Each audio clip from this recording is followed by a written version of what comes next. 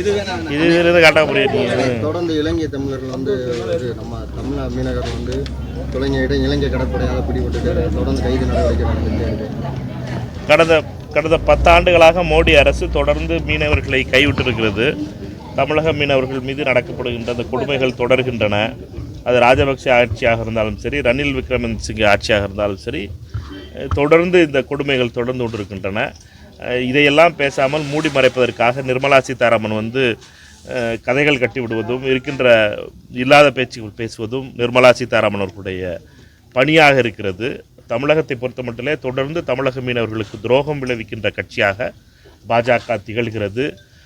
இந்த முறை புதிய அதிபர் பொறுப்பேற்றிருக்கிறார் என்று அவருடைய காலத்திலாவது பாஜக உண்மையிலேயே தமிழர்களுக்கு நல்லது செய்ய வேண்டுமென்றால் சிறையில் அடைபட்டிருக்கின்ற தமிழக மீனவர்களையும் அவர்களுடைய படகுகளையும் விடுவிக்க வேண்டும். அதேபோல் இது போல நடவடிக்கைகள் தொடராமல் இருக்க இந்திய கடற்படையினுடைய பாதுகாப்பை அதிகரிக்க வேண்டும். நமது மீனவர்கள் மீது நடத்தப்படுகின்ற தாக்குதலை நிறுத்த வேண்டியது இந்திய கடலோரப் படையினுடைய கடமையாக இருக்கிறது. அதற்கு அதிகாரங்களை கடற்படைக்கு வழங்க வேண்டியது மோடி அரசினுடைய கடமை. அதை செய்யாமல் தொடர்ந்து தமிழர்களை துன்புறுத்துகின்ற இலங்கை கடற்படையை பார்த்து கொண்டு அதை ரசித்து கொண்டிருக்கின்ற நிர்மலா சீதாராமன் போன்றவர்கள் தமிழர்களை பற்றியும் தமிழ்நாட்டை பற்றியும் பேசுவதற்கு எந்த அருகதையும் அவர்களுக்கு கிடையாது. இந்திய வெளியுறவுத்துறையோட கொள்கை வந்து சரியினால தான் வந்து இது வரைக்கும் ஃபைன்லாம் விதிக்காம இருக்காங்க. இப்போ மீனவர்களுக்கு ஃபைன் 1 கோடி 1.5 கோடி இந்த மாதிரி அதிகமான இது விதிக்கிறாங்க. தொடர்ந்து திரு ஜெய்சங்கர் அவர்கள் எப்பொழுது நாடாளுமன்ற உறுப்பினர்கள் சந்தித்தாலும் அவர் சொல்கின்ற பதில் உடனடியாக பேசி அதற்கு தீர்வு காணப்படும் என்று வெறும் அவர்கள் வாக்குறுதிகளை மட்டுமே நம்பியிருக்கிறோம். இப்பொழுது மிகப்பெரிய அளவிலே அவர்கள் மீது அபராத தொகை மீனவர்கள் மீது விதிப்பது என்பது கண்டிக்கத்தக்கது. இதை உடனடியாக மத்திய அரசு இதில் தலையிட வேண்டும். திரு ஜெயசங்கர் அவர்கள் இதில் உடனடியாக தலையிட்டு இதை நிறுத்த வேண்டும்.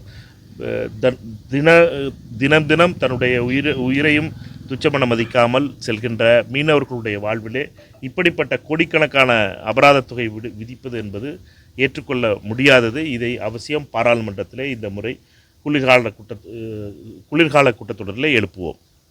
இப்போ அன்வர் ராஜா எம்பி வந்து நேற்று வந்து ஒரு இது சொன்னார், மோடி அரசு வந்து எந்த வித இதுவுமே இல்லை, காங்கிரஸ் அரசும் அப்படி தான் இருந்தது அப்படின்னு சொல்லி சொன்னாங்க. அதிமுகவினுடைய முன்னாள் நாடாளுமன்ற உறுப்பினர் திரு அன்வர் ராஜா அவர்களை பொறுத்த மட்டிலே அப்பொழுது இருந்த சூழ்நிலை என்பது வேறு. அப்பொழுது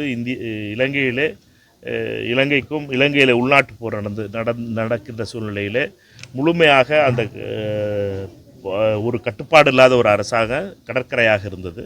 அப்பொழுது மீனவர்கள் மீது தாக்குவதை இலங்கை அரசு மற்றவர்கள் மீது பழி போட்டு கொண்டிருந்தது.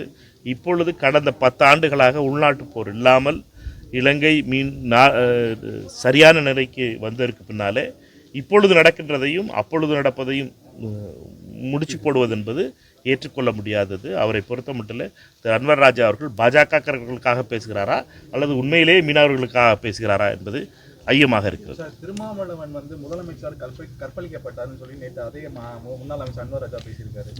திருமாவளவன் மதுவிலக்கு கொள்கையில திமுகவோட சமரசம் போயிட்டாருன்ற கூட்டணியில இருந்துகிட்டே அவங்களையே மதுவில் கூப்பிடுறாங்க, அரசியல் ரீதியாக கற்பழிக்கப்பட்டாரு அப்படின்னு சொல்லி அன்வர் ராஜா போன்றவர்கள் இப்படிப்பட்ட அரசியல் வார்த்தைகளை ஒரு மதிக்கப்பட வேண்டிய தலைவராக இருக்கின்ற அருமைக்குரிய அண்ணன் திருமா போன்றவர்கள் பற்றி இப்படி பேசுவது என்பது அருவருக்கத்தக்கது, ஏற்கப்படாதது. இதுதான் அதிமுக காரர்களுடைய கட்சியினுடைய கொள்கையா என்பதை எடப்பாடி பழனிசாமி அவர்கள் எடுத்துரைக்க வேண்டும்.